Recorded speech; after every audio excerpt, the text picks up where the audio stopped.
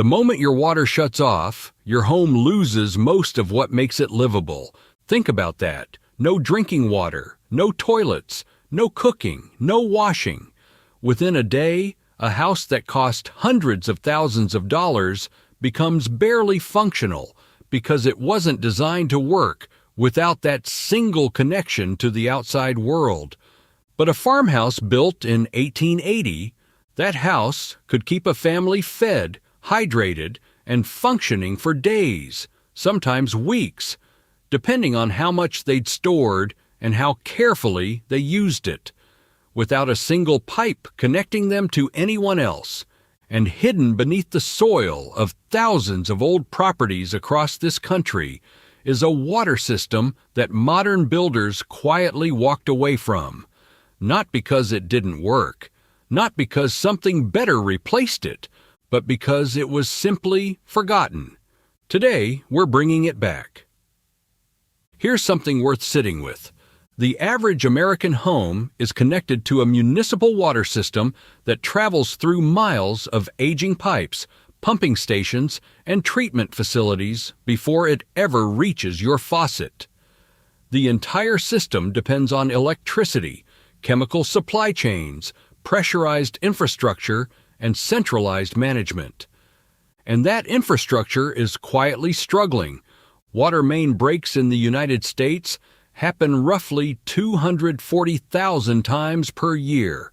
Entire cities have gone days, sometimes weeks, without reliable water access after storms, earthquakes, or simple mechanical failures. In 2021, the Texas freeze left millions of households without running water for up to 2 weeks, not in a developing country, in one of the wealthiest states in the nation. Beyond emergencies, there's the quiet cost. Depending on where you live, water bills can run anywhere from several hundred to over $1,000 a year, and rates have increased faster than inflation for 2 decades running. You're paying monthly for access to something that falls freely from the sky.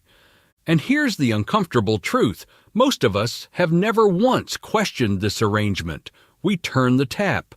Water comes out. We assume that will always be true. It almost certainly won't always be true. Our great-grandparents understood something about water that we've largely forgotten, and the system they built wasn't primitive, it was practical. Before municipal water systems became widespread in the early 20th century, most rural, and even many urban, households managed their own water supply entirely. They did it through a combination of systems that worked together: cisterns, rainwater collection, gravity-fed distribution, underground storage tanks, and hand pumps. This wasn't fringe survival thinking. This was a standard household design.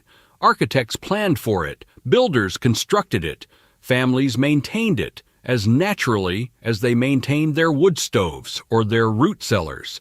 A typical farmhouse of the 1800s might have a large underground cistern, often holding 500 to 2,000 gallons, fed by gutters and downspouts from the roof. That cistern sat below the frost line, keeping water cooler and darker through the summer. A hand pump in the kitchen brought water up on demand. Some larger homes had rooftop tanks fed by the same collection system, using gravity alone to deliver pressure throughout the house. No electric pump, no monthly bill, no single point of failure miles away. Just rain, gravity, stone, and smart design. The physics behind these systems is surprisingly simple, and that's exactly what made them so durable. Gravity is constant. If you store water at height, whether in an elevated tank or a rooftop cistern, it will flow downward with consistent, usable pressure. A tank elevated just 20 feet above your faucet generates roughly 9 pounds per square inch of water pressure. Not powerful enough for a modern showerhead, but more than sufficient for drinking, cooking, and washing. Underground storage is naturally temperature controlled. Below 4 to 6 feet, the ground maintains a near constant temperature year-round, typically between 50 and 60 degrees Fahrenheit across much of North America. That cooler, darker environment helps slow microbial growth and keeps water more stable than surface storage. It's not a substitute for treatment. Water stored this way still needs to be filtered and handled properly before drinking. But as a preservation environment, it's remarkably effective. Rainwater is available in many climates. A modest roof, just 1,000 square feet, can collect roughly 600 gallons of water from a single inch of rainfall. In regions that receive 30 or more inches annually, that's a substantial supply. In arid areas, the math is harder, which is exactly why those communities often leaned more heavily on wells and springs. The system worked where the climate supported it, and builders designed around what their region actually provided. Redundancy built in resilience. These systems weren't a single point of failure. If the cistern ran low, there was the hand pump from the well. If the well dropped, there was stored rainwater. If anything needed repair, it could be fixed with tools already on the property. These weren't backup systems, they were the system, and they were maintained, sometimes imperfectly, but deliberately. So what happened? The disappearance of household water systems wasn't a conspiracy. It wasn't a mistake, exactly. It was the quiet consequence of progress moving faster than anyone thought to ask questions. As cities grew through the early 1900s, centralized water systems were a genuine public health achievement. Cholera, typhoid, dysentery, diseases that had killed millions, were dramatically reduced by clean, treated municipal water. That's not a small thing. The case for centralization was powerful and real. But as that infrastructure expanded, something else happened simultaneously. Building codes began to require municipal connections. Developers found it cheaper and faster to hook homes into existing systems than to design individual water solutions. Knowledge of cisterns and collection systems stopped being passed down. Entire trades disappeared within a generation. By 1950, a new home without a city water connection was considered unfinished. By 1980, most people had never even heard the word cistern used in a practical context. We didn't choose dependency. We just stopped choosing independence. And eventually, we forgot that the choice had ever existed. Across the American South and Midwest, there are farmhouses still standing that have cisterns beneath their kitchen floors, some of them over 150 years old. In the hill country of Texas, old German settler communities built gravity-fed water systems into limestone hillsides that operated without electric pumps for generations. Some of those systems, properly maintained, are still in use today.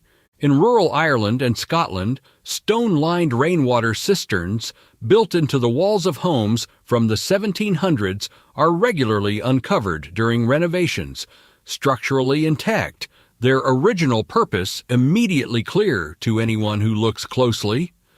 During California's extended droughts of the last decade, some rural homeowners with restored rainwater collection systems were able to significantly reduce or eliminate their dependence on municipal supplies during dry months, a meaningful buffer when water restrictions tightened around them. These aren't eccentric outliers. They're people who looked backward to solve a modern problem and discovered that the solution had been patiently waiting. Here's where this becomes real for you. You don't need to build a 19th century farmhouse to reclaim some of this. The principles scale down beautifully. And so does the entry cost. The simplest starting point is a rain barrel system, a single 55-gallon barrel connected to a downspout with a spigot at the base gives you gravity-fed water for garden irrigation with zero ongoing cost. 2 or 3 barrels linked together gives you a meaningful, non-potable reserve for outdoor use. Step it up, and you're looking at IBC totes, those large 275 or 330-gallon containers used in food and agriculture industries. Elevated on a simple wooden or cinder block platform, they deliver gravity pressure to drip lines or outdoor faucets. Basic systems like these can be put together for a few $100s. For those with more space and ambition, a buried cistern, a purpose-built polyethylene tank, or a concrete tank can store thousands of gallons underground, staying cooler and out of direct sunlight. Larger systems like this involve more planning and cost, often running into the thousands, but the storage capacity and longevity reflect that investment. In any setup, a first flush diverter on your downspouts makes a real difference. It discards the first flow of rainfall, which carries most of the rooftop debris. From there, the water that enters storage is cleaner and more manageable. For non-potable uses like irrigation or toilet flushing, that's often sufficient. For drinking water, you're looking at multi-stage filtration and disinfection, typically a combination of sediment filters, activated carbon, and UV treatment. It's achievable, but it's worth being clear-eyed about the commitment. The point isn't to replace modern infrastructure overnight. It's to reduce your exposure to a single point of failure. One connection, one bill, one outage away from losing access to something you need every hour of every day. But let's be honest, this video isn't really about water, it's about a feeling. The feeling that at some point we handed control of something fundamental over to systems we don't understand, can't fix, and rarely question. And that somewhere in the process, a kind of practical knowledge quietly faded out. Water is just where that feeling becomes concrete, measurable, fixable, because once you understand how a cistern works, once you see the logic of gravity-fed distribution, of underground thermal stability, of passive collection, you start seeing the same thinking everywhere. In food systems, in energy, in heating and cooling, in building design. There's an entire vocabulary of resilient, low-dependency living that was once common knowledge. It's not gone. It's just been sitting quietly, waiting to be rediscovered. Here's something most people exploring rainwater systems discover late and wish they'd known earlier. Overflow design is the secret to system longevity. Every well-designed historical cistern had a carefully engineered overflow outlet, a pipe positioned near the top that directed excess water away from the foundation toward a garden, a secondary tank, or a drainage field. This wasn't an afterthought, it was a core feature. Without overflow management, heavy rainfall overwhelms storage, creates hydrostatic pressure against walls and foundations, and turns your water system into a structural liability. With proper overflow, the system becomes self-regulating. It fills, it diverts, it never floods, it never backs up against itself. The old builders understood that a system you can't manage in abundance is just as dangerous as one that fails in shortage.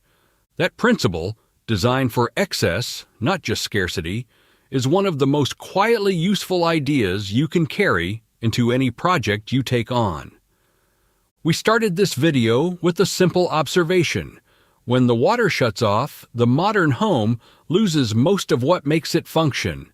But now you know that wasn't always the condition people accepted, and it doesn't have to be the only option now. The families who built this country didn't have municipal systems, pressurized infrastructure, or utility companies on call. They had observation, patience, and a practical understanding of how natural systems actually behave. They let rain fill their cisterns. They let gravity move their water. They let the earth keep it stable. It wasn't perfect. It required maintenance, care, and awareness of what the system could and couldn't do. But it worked, reliably, for generations.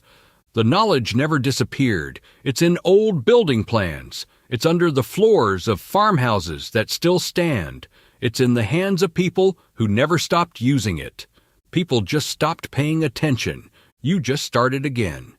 If this kind of knowledge speaks to you, the practical, the overlooked, the quietly self-sufficient, subscribe.